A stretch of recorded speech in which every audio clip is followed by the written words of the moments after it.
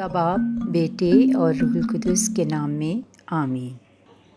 خداوند یسوع مسیح کی انجیل بمطابق مقدس متی رسول 25واں باب پہلی تا 13ویں آیات مقدسہ۔ 10 کماریوں کی تمثیل۔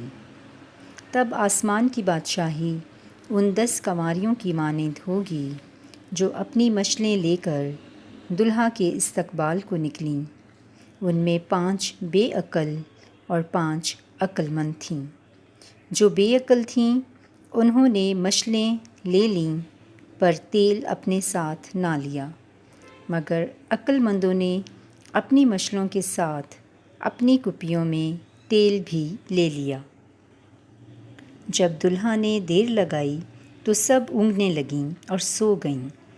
آدھی رات کو دھوم مچی کہ دیکھو دلہا آتا ہے، اس کے استقبال کو نکلو۔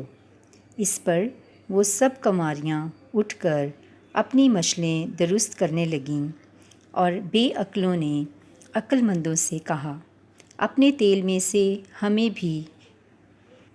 بھی دو، کیونکہ ہماری مشلیں بجھی جاتی ہیں۔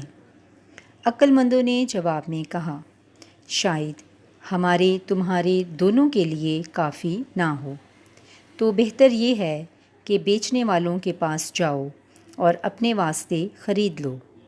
جب وہ خریدنے گئیں تو دلہا آن پہنچا، اور وہ جو تیار تھیں اس کے ساتھ شادی میں چلی گئیں، اور دروازہ بند ہو گیا۔ پھر وہ دوسری کماریاں بھی آئیں اور کہنے لگیں، اے خداوند، ہمارے لیے دروازہ کھول دے۔ پر اس نے جواب میں کہا، میں تم سے سچ کہتا ہوں کہ میں تمہیں نہیں جانتا۔ اس لیے جاگتے رہو، کیونکہ تم نہ اس دن کو جانتے ہو نہ اس گھڑی کو۔ انجیل مقدس کے پڑھے اور سنے جانے پر خداوند کی برکت ہو۔ خدا کا شکر ہو، آمین۔ خدا باپ، بیٹے اور روح القدس کے نام میں آمین۔ خداوند یسوع مسیح کی سلامتی اور اطمینان ہم سب کے ساتھ، ہمارے پیارے گھرانوں کے ساتھ، تمام عزیز رشتہ داروں، دوست احباب کے ساتھ رہے، کل عالمگیر کلیسیا کے ساتھ اور ہمارے پیارے ملک پاکستان کے ساتھ ہمیشہ رہے، آمین۔ عزیزو، آج کے انجیلی اقتباس کا عنوان 10 کماریوں کی تمثیل۔ مرکزی آیت نمبر 12۔ پر اس نے جواب میں کہا، میں تم سے سچ کہتا ہوں کہ میں تمہیں نہیں جانتا، آمین۔ عزیز مومنین، آج کی انجیل مقدس میں ہم 10 کماریوں کی تمثیل سنتے ہیں۔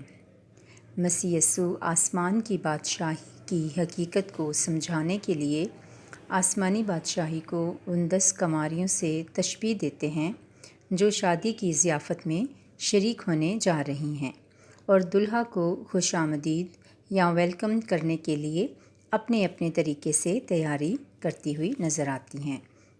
عزیزو، ذرا غور کریں کہ کلام پاک کی پہلی کتاب تکوین میں بھی بنی نوع انسان کی تاریخ یعنی ابتدا ہی ایک مقدس شادی کے بندھن میں بندھ جانے سے ہوتی ہے، اور خداوند قادر مطلق خدا خود بابا آدم اور اماں حوا کو برکت دیتے ہیں اور انہیں کہتے ہیں کہ بڑھو، پھولو، پھلو اور زمین کو معمور و محکوم کرو۔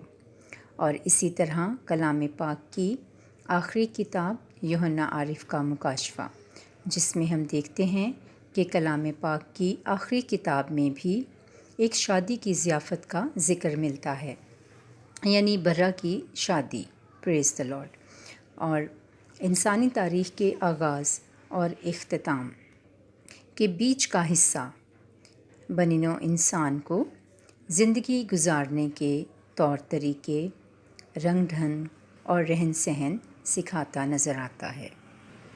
دلہا خداوند یسوع مسیح خود ہی ہیں، اور جب وہ اپنے جاہ و جلال میں آئیں گے دنیا کی عدالت کرنے، انصاف کرنے اور در حقیقت اس دنیا میں اپنی بادشاہت کو قائم کرنے کے لیے، پریز دی لارڈ، تو وہ دلہا کو اپنے تشبیہاً اپنے لیے لفظ استعمال کرتے ہیں۔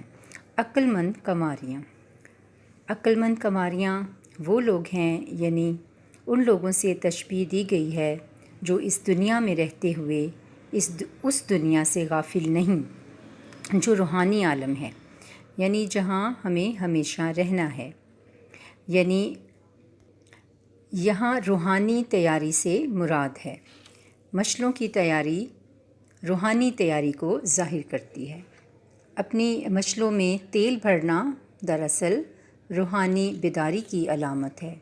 پاک روح سے معمور رہنا اور روحانی جوش و جذبے سے ہمیشہ بھرے رہنا مراد ہے۔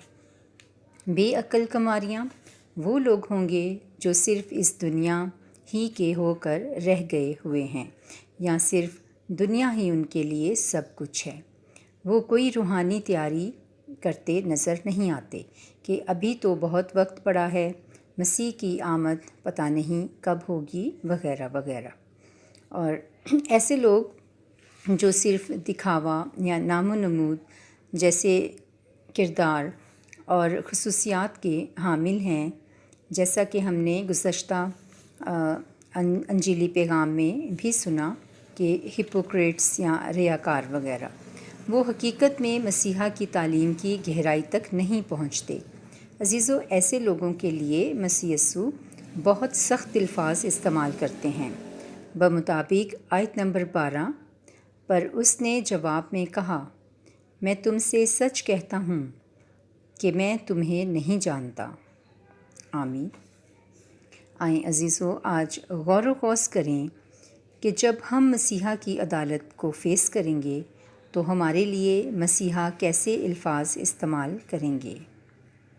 عزیزو، آئیں آج کی انجیل پاک کی روشنی میں چند نکات پر دھیان و گیان کریں کہ ہمارے لیے خداوند یسوع مسیح کے الفاظ کہیں ایسے نہ ہوں جیسے آیت نمبر 12 میں بیان کیے گئے ہیں، بلکہ ہم مسیح سے شاباش جیسے لقب کے منتظر رہیں، جہاں وہ فرماتے ہیں کہ شاباش اے دیانت دار نوکر، تو تھوڑے میں دیانت دار رہا، میں تجھے بہت کا مختار بناؤں گا۔ پریز دی لارڈ۔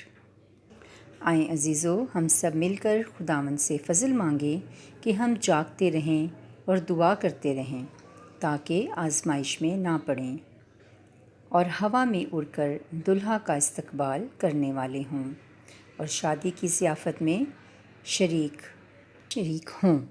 مسیح ہمارے خداوند کے وسیلہ سے، آمین۔